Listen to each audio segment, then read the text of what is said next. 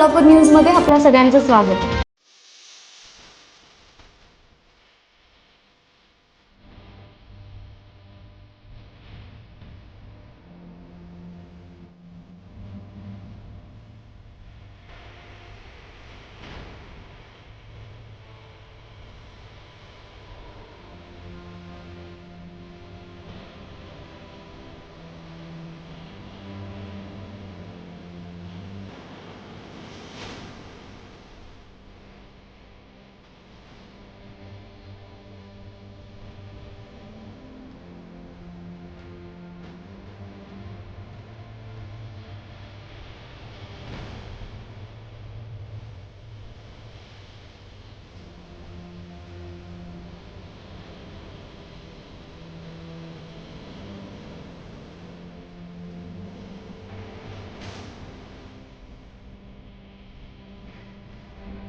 शिवयोगी सिद्धारामची यात्रा आज दिनांक 12, 13, 14, 15, 16 असा 5 दिवस धार्मिक कार्यक्रम असतो.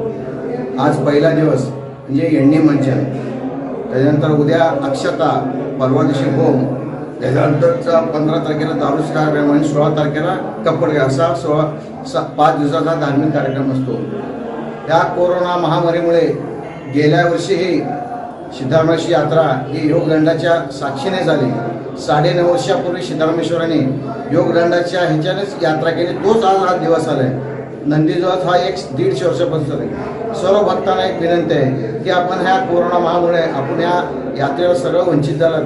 त्या सिद्धारामच्यानी एवढंच प्रार्थना करतो की आपलं लवकरात लवकर हा कोरोना रोग संपुष्टात यावे. आणि अजून एक मंत्राला भक्तांना विनंती करायचं आहे की काही दैनिक पेपरमध्ये की हेरे अपोने आडेल कट्टूपणा करून अक्षताला का नंदीध्वज, आम्ही एवढंच म्हणतो की आम्ही 4 दिवस त्या ठिकाणी नंदीध्वज आणाल तर आहे, पण शासनाचं म्हणणं काय की नंदीध्वज तिथं आणा तिथंच ठेवा. आमचं म्हणणं असं आहे की एक परंपरा आहे 9.5 वर्षाची.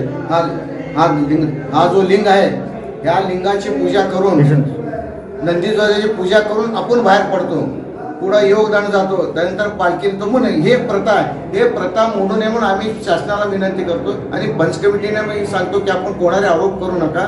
आपण शासनाकडून परवानगी घ्या.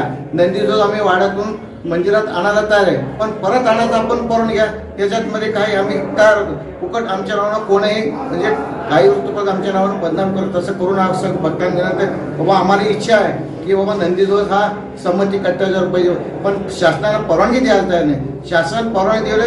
मी 4 दिवस सुद्धा आणायचं मी सगळ्यांना सांगितलं आहे. माझं सोलापूर न्यूज या यूट्यूब चॅनलला सबस्क्राईब करा आणि बेल आयकॉन प्रेस करायला विसरू नका.